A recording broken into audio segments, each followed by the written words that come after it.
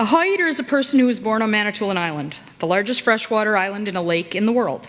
I grew up on Manitoulin, and once I had graduated from Carleton and Lakehead universities, I returned home to the island to start my teaching career. I've been a teacher for 25 years. I grew up in a household where personal and local history anecdotes were discussed and connected to national and world history, and it's those sorts of connections I have always wanted to have my students be able to make in their own lives. History has always been my passion, and throughout my career, I have tried to find creative ways to engage my students with our local community in order to make history come alive for them. Our island is relatively remote, accessible for most of the year by a single-lane bridge crossing the narrowest part of Lake Huron's North Channel. In the summer, we can head south aboard a ferry, which travels to Tobermory on the Bruce Peninsula. But from mid-October to mid-May, our only access to the mainland is via a 106-year-old one-lane swing bridge. Our island has a vibrant history combining Indigenous and settler cultures, and our communities continue to strive to find ways to celebrate that shared culture in meaningful ways through local museums and cultural events. Small rural schools, such as the Siganak Public School, where I currently teach, are community gathering places on the island. Often, more than one generation of a family has graduated from our school, and many of our students remain from kindergarten to grade 8. Everyone knows one another, and many community members are more than willing to volunteer in classrooms and at community and school events. Much of our local history can be accessed through these community members, and it is celebrated in classrooms across the school through these volunteers. For the last 25 years, that is what I have striven to do, to use community connections to make history come alive for my students, to use a local lens to shine a broader light across regional, provincial, and national history. In 2019, my grade 3-4 class and I embarked on what I call the Fibre Arts adventure, to look at the importance of traditional crafts through the lenses of both the past and the present. It started out when I had the idea of having a local master quilter come in to teach my students about quilting, past and present. It was intended to be a 2-week exploration of quilting. It ended up being the start of a 6-month project that changed and developed as my students explored their connections to both local and national history through traditional crafts. Initially, I hoped my students would see how the early settlers on Manitoulin, and by extension Canada, would have used quilting for practical purposes, to stay warm in an unforgiving climate. I also wanted them to engage with their families and to ask questions about whether anyone in their family was a quilter. They learned about scrap quilts and art quilts and how materials from clothing were repurposed into quilts when times were lean. My students learned about traditional quilting patterns and methods, and then moved on to creating patterns and learning how to use sewing machines themselves. They had so many questions, I could see there was a great potential for learning beyond this small project. In mid-February, I traveled here to the Canadian Museum of History to be part of the National Teachers Advisory Group. When I returned to class, I decided to give my students a chance to explore artifacts that were accessible on the museum's website. We talked about the provenance of artifacts, the social history around them, and how our material culture sees some artifacts saved and others put to the side. We used some of the 6 historical thinking concepts when looking at these primary source artifacts, and students were encouraged to think beyond the artifact itself and what it could teach us about a specific time and place in Canadian history. What I learned about my students was that they had a tremendous interest in learning more about the fibre arts, and they were passionate about sharing what they found with each other, with me, and with their families. And through this sharing, more community history was being uncovered. They were so engaged in finding out more that I decided the project needed to be extended. I decided to teach them how to weave. Now, full disclosure here, I am a knitter, a basic quilter, I do embroidery, and I've recently taken up weaving. This project allowed me to engage my students in topics I was interested in myself. And they loved it. They learned how to use my rigid heddle loom and became experts in warp and weave and tension.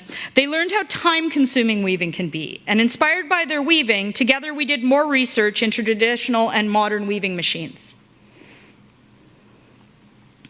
While my knowledge in this area is fairly basic, with a little research I discovered that the knowledge in the community was not. So I invited in more experts, 3 spinners and weavers who brought in their equipment and their passion to my classroom. Again, community involvement created deeper student engagement and learning. In the end, my students worked together and wove a scarf from locally hand-spun fibre, which they then presented to our principal. As they took turns weaving, they had more questions and they spent more time researching.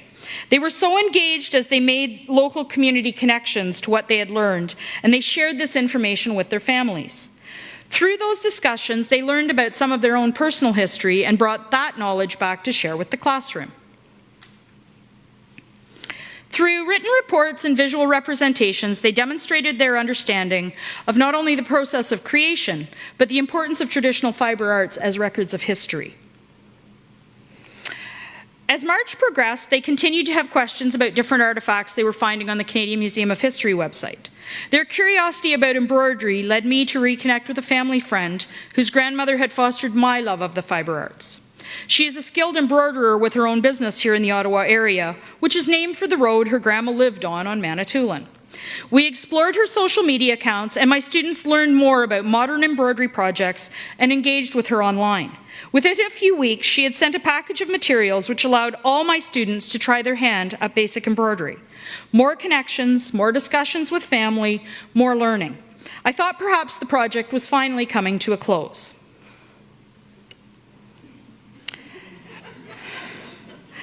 Now, Manitoulin has a small but vibrant farming community connected across the island. I was a farmer's daughter and am now a farmer's wife, and I know many of these local farmers. As is true across the country, they often work off the farm. And one of our school's bus drivers happens to be a farmer I know. One day in April, as we headed off on a class trip, I was chatting with our driver. I began discussing the project, and I asked him if he still had sheep, and he confirmed that he had maintained a small flock. Based on my students' interest in the yarn part of the weaving project, I asked him if he might have a bit of fleece that we could see in order for us to continue our learning. He told me he didn't have any at that time, but that his sheep would be sheared in May, and we could have a piece of one of the fleeces then. As has happened through the rest of this project, this conversation triggered another fibre arts adventure. The farmer and the shearer had a conversation about my project. They thought it was too bad that my students and I couldn't have a full fleece to work with. So together they picked the best ewe from his flock and sheared it as though it was going to be carded and spun by experts. He arrived on the bus one day with a feed bag containing a full fleece, not a piece, and suddenly I realized we were going to be learning how to make yarn. I knew nothing about how to go about this, and I told my students so, and thus we learned together. First, we had to learn how to pick the fleece, which is to remove the chaff and other organic matter from it, to wash it, to prepare it for dyeing, and we learned about lanolin and felting, and what materials we would need to be able to dye the wool. We assembled the traditional tools required for fleece preparation, and with the help of various experts and online resources, we learned how to dye, dry, card, and spin raw fleece into yarn. Throughout this process, my students shared their learning. We invited other classes to come into my room as we worked with the fleece. Parents and community members followed us on the school's Facebook page and our classroom Twitter account. As with the other parts of this project, students learned the time-consuming nature of traditional fibre arts production and researched modern industrial spinning, weaving, and fabric production. Students also took their learning outside the classroom. Some came back to me with knitting and embroidery projects that they had started at home, and one student joined a quilting course and produced her own art quilt. Last June, I looked at my students and I realized that my small quilting project had turned into an exploration of different fibre arts and different periods of time. Students had combined local stories and artifacts with artifacts stored at a national museum and had learned how their family stories could be connected to the bigger stories within the Canadian experience. Without the Asiganak community, this project would never have happened. So many people volunteered their expertise and helped turn this project into a months-long exploration of material history, social history, and family history that stretched from local sewing rooms and linen closets to the Canadian Museum of History. By providing my grade 3 and 4 students with a personal window into the past, our community helped them make sense of the facts they were learning about colonial-era Ontario and Canada.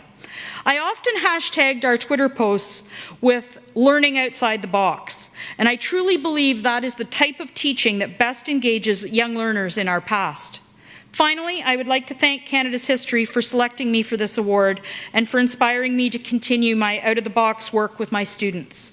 Small stories can have a big impact on little communities as we celebrate our past and connect it to our future. Thank you.